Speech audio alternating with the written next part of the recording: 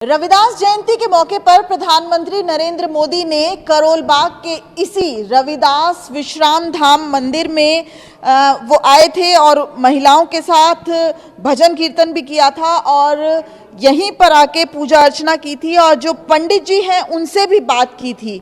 सबसे खास बात यह है कि पंडित जी ने अपनी एक दुविधा उनसे जाहिर की थी और वो क्या दुविधा थी, पंडित जी से प्रधानमंत्री नरेंद्र मोदी की क्या बातचीत हुई, ये जानने के लिए इस वक्त हम उसी रविदास विश्राम धाम मंदिर में मौजूद हैं और वो पंडित जी इस वक्त मेरे साथ हैं। राम सहाय जी, ये बताइए कि क्या बातचीत हुई थी। सबसे पहले तो प्रधानमंत्री नरेंद्र मोदी से आपकी मुलाकात हुई, कैसा लगा आपको? जी बहुत अच्छा लगा, बहुत सुंदर लगा। प्रधानमंत्री जी यहाँ आए क्योंकि ये बहुत ही ऐतिहासिक और पावन जगह है जहाँ पर गुरु रविदास महाराज जी ने विश्राम किया हो। वो कोई छोटी मोटी जगह नहीं हो सकती, ये बहुत ही पावन धाम है। बहुत ही अच्छा लगा कि गुरु रविदास जी के 645वीं जयंती पर आकर के उन्होंने यहाँ पर मत्था टेका और पूरी जनता से रूबरू हुए, जो भी लोग थे यहाँ पर। आपने अपनी बात कैसे रखी? क्या प्रधानमंत्री जी ने कुछ पूछा था और आप इस दौरान भावुक भी हो गए थे? जी साहब, प्रधानमंत्री जी यहाँ पर आए तो उनको पहले पूजा अर्चना कराई गई, जो भी गुरु रविदास जी का पद्धति है पूजा। मैंने मंत्रों का उच्चारण करते हुए प्रधानमंत्री जी को पूजा कराया, पुष्प अर्पण कराया गुरु महाराज के चरणों में। और हम यहीं खड़े थे जहाँ पे खड़े हैं इस टाइम। प्रधानमंत्री जी ने फिर हमारे से पूछा कि भाई आपका नाम क्या है पंडित जी। तो मैंने बताया कि मेरा नाम राम सहाय शुक्ला है। फिर उन्होंने पूछा कि आप रहते कहाँ हो? मैंने सर मैं जनपद श्रावस्ती यूपी से हूँ, उत्तर प्रदेश से। तो वो फिर एक बात उन्होंने कह दी कि भाई आपके बच्चों का दाखिला वगैरह हो गया कि नहीं? मैं साहब बच्चों का दाखिला करके नहीं हुआ है, मैं पिछले साल से परेशान हूँ और 2 बार मैं सांसद जी के पास भी गया। उन्होंने आश्वासन तो दिया लेकिन एडमिशन हो नहीं पाया मेरा। तो मेरी बच्ची अब भी, मैंने 6 में कराना था 5th से, तो अभी भी वो 5th में ही है। मैंने दोबारा फिर 5th में एडमिशन लिया और मैंने बाबा जी पर भरोसा किया कि अगले साल 1 साल में मैं अभी और इंतज़ार करूँगा, देखता हूँ कि सांसद जी करा पाते हैं या नहीं। तो फिर कल मौका मिल गया गुरु महाराज की कृपा से। तो मैंने अपनी बात, उन्होंने जब पूछी तो मैं अच्छा प्लेटफॉर्म है, मैं अपनी बात रख दूं। फिर मैंने अपनी बात रख दी, अब देखो जी आगे क्या होता है। तो क्या उन्होंने क्या कहा?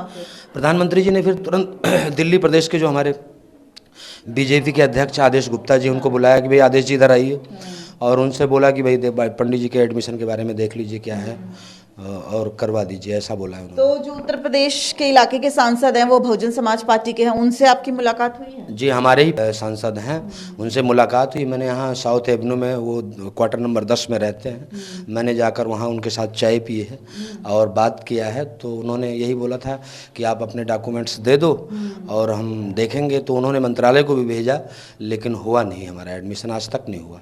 पंडित जी, आप यहाँ रहते हैं, आपका परिवार उत्तर प्रदेश में रहता है, कौन कौन है आपके परिवार में और कितनी ज़रूरत है आपको सरकारी स्कूल में एडमिशन की?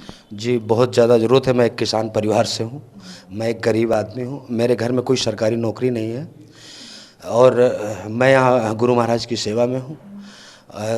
लगभग उन्होंने ये भी पूछा था कितने साल से हो आप? मैं बोला मैंने 15 साल से हूँ करीब मैं यहाँ पे और मैं किसान परिवार से हूँ। मेरे मम्मी गुजर गई है, पापा हैं मेरी वाइफ है, मेरे बच्चे हैं और मेरे 2 भाई हैं। ऐसा आपकी आंखें बता रही हैं जो दर्द है आपके मन में और जो लगातार पिछले 2 सालों से आप संघर्ष कर रहे हैं। और ये बहुत ही अच्छी बात है कि आप अपनी बच्ची की शिक्षा के लिए इतनी मेहनत कर रहे हैं। आज के समय में आप जिस परिवार से आते हैं उसमें बच्चों की शिक्षा को इतनी महत्वता नहीं दी जाती, खासकर कि बेटी की शिक्षा को।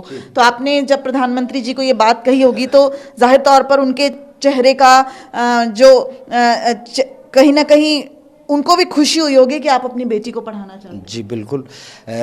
गुरु महाराज का भाव है कि बेटा बेटी 2 समान नहीं मानना चाहिए और ये प्रधानमंत्री जी का भी भाव है ऐसा, क्योंकि उनका भी मूल मंत्र है कि भाई बेटी पढ़ाओ बेटी बचाओ।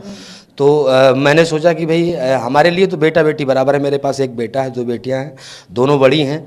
तो मैं तो यही सोचता हूँ कि मेरी बच्ची का, क्योंकि मैं यहाँ रहता हूँ सर, तो मैं सोचता हूँ कि मेरी बेटी का अगर उसमें दाखिला हो जाए तो इंटरमीडिएट तक वहाँ कर लेगी, तब तक बड़ी हो जाएगी, तो फिर मेरी थोड़ी जिम्मेदारी कम हो जाएगी। इसलिए मैं सोचता हूँ कि क्योंकि मेरे यहाँ जनपद श्रावस्ती के अंदर कोई बढ़िया स्कूल नहीं है, केंद्रीय विद्यालय है, तो मेरे घर से करीब 8 से 10 किलोमीटर दूरी पड़ सकता है, आप लोग पता कर सकते हैं। तो मैं सोचता हूँ वहाँ पर अगर हो जाए तो मेरे घर के नज़दीक है और बच्चे वहीं शिफ्ट हैं तो उसकी पढ़ाई अच्छी चलती रहेगी। इस चक्कर में मैंने सोच करके ऐसा प्रधानमंत्री जी से बोला है। तो आश्वासन तो मिला है, अब आपको कितना विश्वास है कि ज़रूर कुछ ना कुछ होगा? जी बिल्कुल, मेरे को पूर्ण रूप में विश्वास है, 100% विश्वास है कि प्रधानमंत्री जी ने कह दिया तो एडमिशन बच्ची का मेरे हो जाएगा।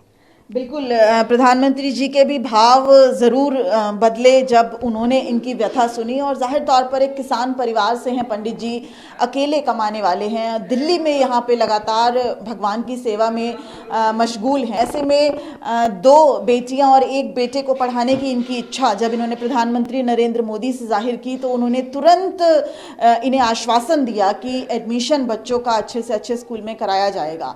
अब ऐसे में देखना ये होगा कि आश्वासन तो मिल गया, लेकिन क्या वाकई में बच्चों का एडमिशन हो पाता है या नहीं। कैमरा पर्सन सुनील के साथ दिव्या अग्रवाल, दिल्ली, न्यूज़ 24। नमस्कार, मैं हूं मानक गुप्ता। अगर आपको हमारा ये वीडियो पसंद आया हो तो इसे लाइक और शेयर जरूर करें, और हां, हमें सब्सक्राइब और फॉलो करना ना भूलें ताकि आप देश और दुनिया की कोई खबर मिस ना करें।